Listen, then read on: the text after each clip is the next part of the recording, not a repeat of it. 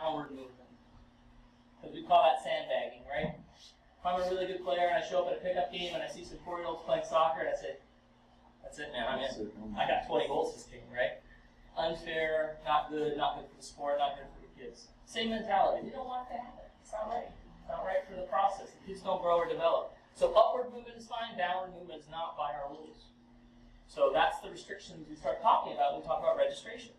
You can, if you register here first, you can register here. If you register here, that's where you play. You play in recreational tournaments, recreational groups. That's the expectation because you're a recreational team. You're there to play for fun. You enjoy the game. You want to get to know each other better. You do, essentially what these are called is jamborees. We don't keep score, we just play games. You heard that before? That's still an objective of USU Soccer and USSF. At this level, when you select the Premier, we expect you to go to competitive tournaments. Right? And move forward. Is some of this making sense? Is this trying to... I'm running fast through it, guys. I'm not trying to bypass, but I just want to make sure you're clear where the state comes in and what they're allowing. And this is cool because this never existed before 2 years ago. I helped write the rule. It said, I want to see more kids playing. I have a question. Yeah. Okay, so let's say there's a Division I player that we have on our team. Yeah. And some coach says, hey, I want to take them to the Labor Day Cup. Right. Could they do that? Well, it depends on two things, right? So it depends on tournament season in Washington State is open, right? So let me answer that question with a question, okay? If the player is already registered to a team and that team has a set of tournaments, it's at the discretion of the team to say yes or no. Okay. Because the commitment was to that team, right? Okay. And they could say no because we don't want you getting hurt. We've got a big tournament coming up. That's Okay. totally understandable. We're not saying wrong or right. It's just that would be expected, right? You make the commitment, follow through. Tournament is also an open season where any player can guest play with any team they want, right? Under certain limitations, right? You can guest play. Our expectation is that you're free to try any team you want. And in fact, like we talked about this adding players, team rule, Washington U Soccer only prevents you from adding teams or adding players to your team. I think it's 1 week before the end of the season. And then 1 week before Cup.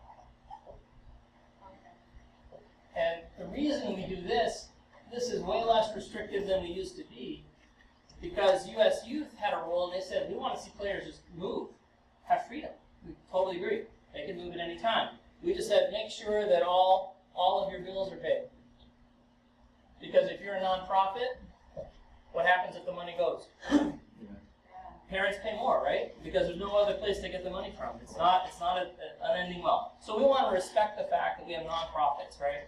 And they're built for a reason. It's to protect the public, it's to protect the parents, right? And especially the kids. So our good news here is that this is a legitimate way to get more kids to play. But we want to start here. Recruit more kids to play recreationally that aren't playing, right? If I told you that over 78% of the kids in this area, right, don't play any sports at all, we got a lot of targets. We got a lot of kids we need to bring in. If I tell you that Yakima County is #1 for obesity in the state of Washington, would you be surprised? Yeah.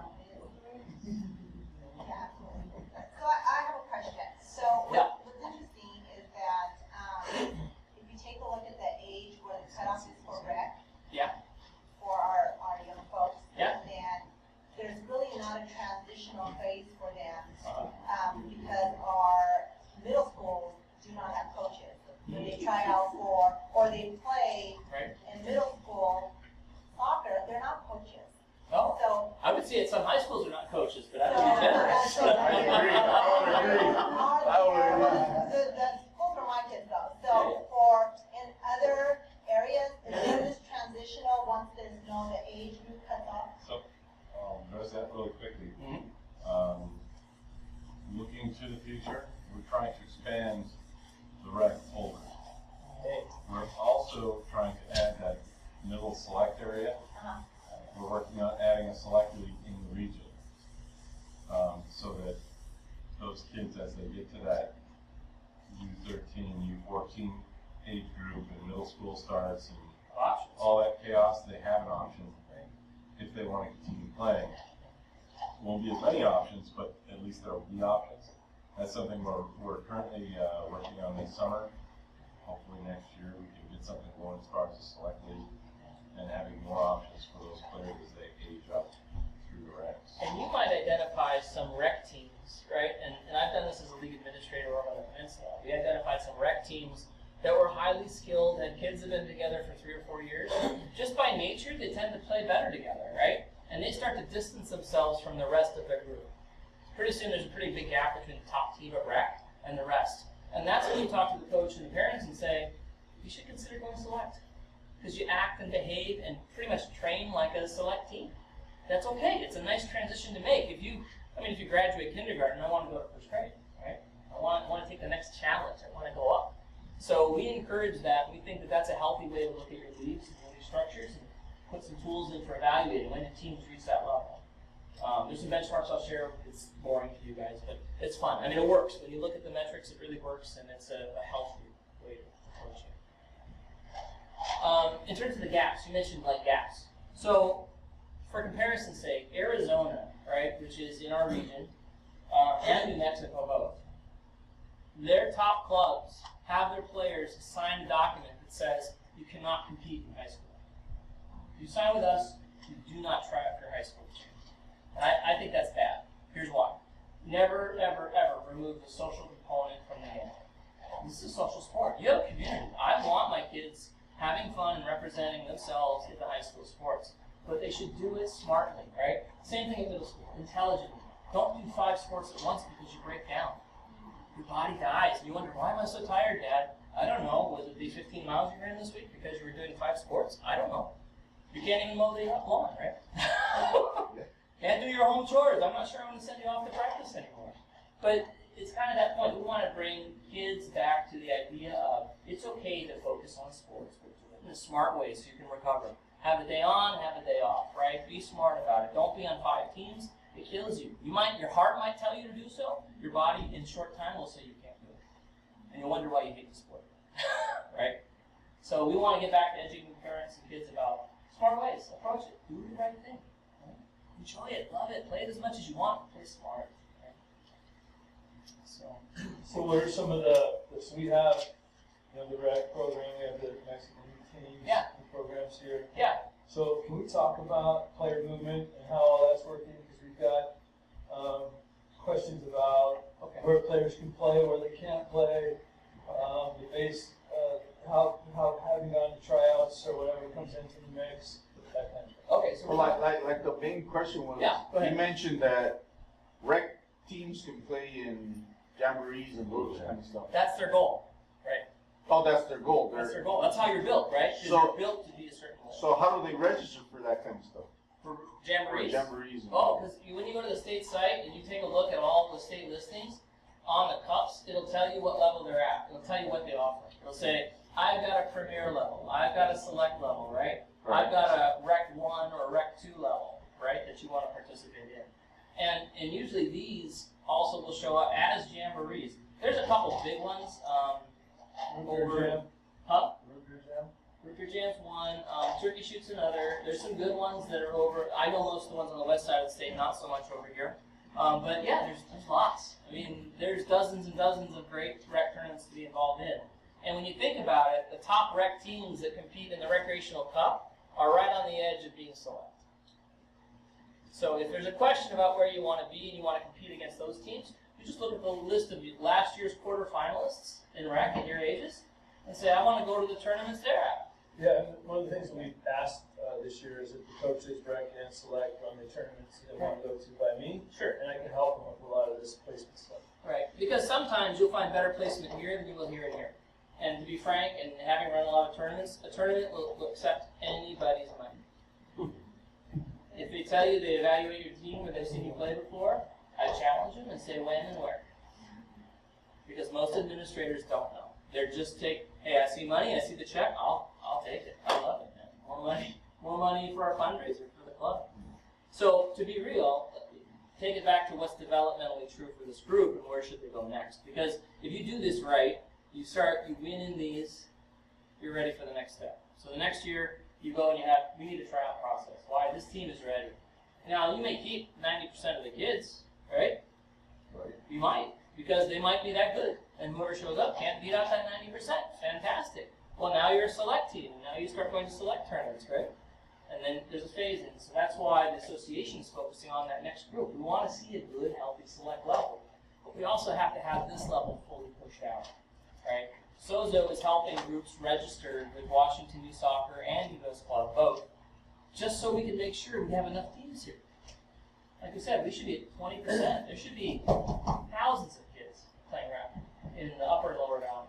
We don't seem to yet. We want to. So what qualifies somebody for a select team? Because there's a lot of teams in the Mexican League that have awesome teams put together. Well, So you just mentioned it, put together. Once I make a selection based on what? Ability. By Washington Youth Soccer rules, I'm no longer a recreational team. It doesn't matter if it's one kid or all of them.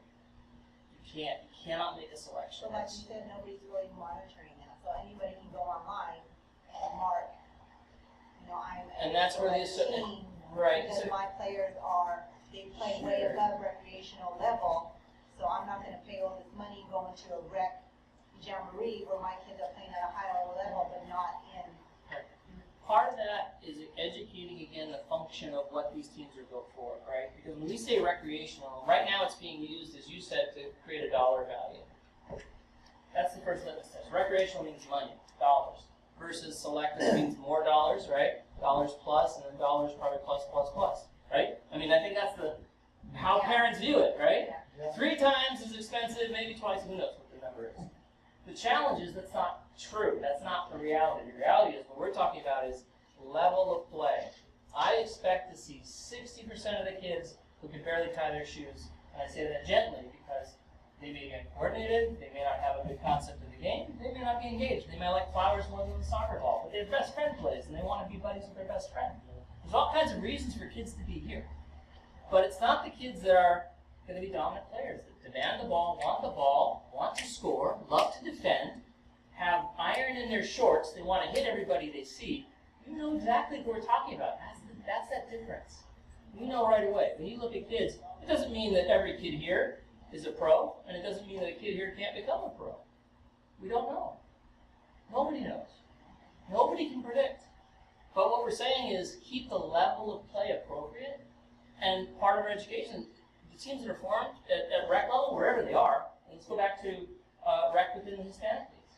You can go to the Hispanic leagues and say, we've got some great crossover matches for your league, but we aren't going to call it recreational, because you truly aren't recreational by our definition. We're going to call you select level 1. And that's how we're going to register you under association. You're select.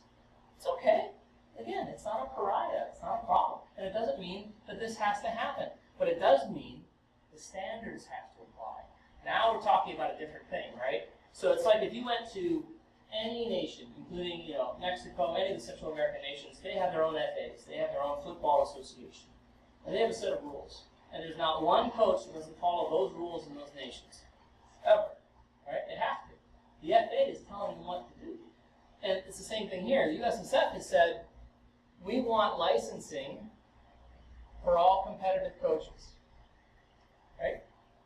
And the reason is we just want a standard. It doesn't mean you're good, bad, or indifferent. Just show me you can jump over the bar. That's all I care about. Jump, right? Can you get over it? Great. So it starts at F and goes all the way up to A. And they've redone this. So now to go from your C, which is your first national level, to your A, that's about a 5 to 6 year progression now. So if you want a high-level license and you want to coach anywhere in the United States, including a professional team or some college, and you have to get that, you better be planning now. Or you're kind of out of luck. Because it takes a long time to go from here to here. From here to here, it's probably a 3 to 4 year range, depending on how quickly you can get in. You can do this online right now. So, you guys see what's kind of pressing down from the top, right? We have standards that come down that everybody has to apply for and meet, right? Even US Club. So it's no different from either one of these youth organizations. USSF and US Youth are saying the same thing, right? and US Club. We have to have licensing. We have to have standards. We have to meet these criteria.